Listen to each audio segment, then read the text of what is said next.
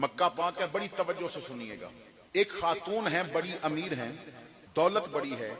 انہیں نہ کچھ عرصے بعد پھر کسی غلام کی ضرورت پڑتی ہے، تو منڈی میں گئیں تو چند غلام دیکھے. ان غلاموں میں ایک چھوٹا سا بچہ بھی تھا، رنگ کالا، چپٹی ناک، شکل اچھی نہیں تھی. مگر جب باقی سارے غلام خریدے تو ان میں وہ چھوٹا بیٹا یعنی سستا مل رہا تھا تو اسے بھی خرید لیا. جب گھر لے کے آئیں اور بڑے غلاموں کو مختلف قسم کی ڈیوٹیاں دے دیں تو چھوٹے غلام کو اپنے گھر کے کام کے لیے رکھ لیا. اب وہ غلام مسلمان تھا اور اس میں نا 2-3 خوبیاں بڑی اچھی تھیں. اس نے مالکن کے پاؤں پکڑ کے کہا کہ میں آپ کا غلام ہوں، کبھی غلامی میں اور کام میں کوتاہی نہیں کروں گا، لیکن آپ نے نا ایک مہربانی کرنی ہے، حرم سے جب اذان کی آواز آ جائے نا تو مجھے روکنا نہیں. جب حرم سے اذان کی آواز آ جائے مجھے روکنا نہیں. میں کیونکہ ابھی نام نہیں لے رہا، جب میں نام لوں گا تو علماء کو سمجھ آ جائے گی میں کس کی بات کر رہا ہوں. بڑی توجہ سے. اب وہ وقت پہ جائے نماز پڑھے. ایک دن وہ نماز پڑھنے گیا تو نماز کے بعد بتایا گیا کہ آج عبداللہ ابن عباس حضور کے صحابی آ رہے ہیں، وہ قرآن کا درس دیں گے.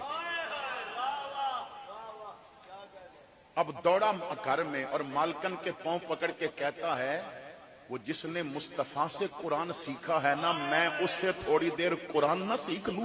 وہ جو قرآن کا پہلا مفسر ہے جسے میرے محمد نے سینے لگا کے کہا اللہ اس کا سینہ قرآن کے لیے کھول دے، آج وہ آیا ہے، میں اس سے قرآن نہ سیکھ لوں؟ تو مالکن نے کہا جا سیکھا، جتنی دیر وہ درس دیتے ہیں سنا. اب وہ وہاں بیٹھ گئے. چند دن گزرے تو نماز پڑھنے گئے تو اعلان ہوا کہ آج علی المرتضی آئے ہیں، شیر خدا آئے ہیں اور وہ حضور کی کچھ احادیث بیان کریں گے. تو پھر دوڑ کے نا مالکن کے قدم پکڑ کے کہنے لگے جس طرح علی مصطفیٰ کو بیان کر سکتا ہے اس طرح تو شاید اور کوئی نہیں کر سکے گا نا. مصطفیٰ کے گھر میں بیٹھ کے علی نے پرورش پائی ہے، اجازت دو میں تھوڑا سا علی سے بھی دین سیکھ لوں. کبھی پتہ چلتا ہے ابو ہریرہ آ رہے ہیں، کبھی پتہ چلتا ہے عبداللہ ابن عمر آ رہے ہیں، کبھی کسی صحابی کا پتہ چلتا ہے. اب مالکن نے شوق دیکھا ہے غلام میری خدمت بھی بڑی پابندی سے کرتا ہے، لیکن نا اسے قرآن سے بڑا پیار ہے، اسے حدیث سے بڑا پیار ہے، اسے دین سے بڑا پیار ہے.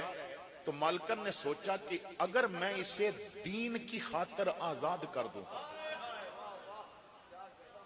یہ شوق سے دین پڑھے تو ہو سکتا ہے دین کو اس سے فائدہ ہو،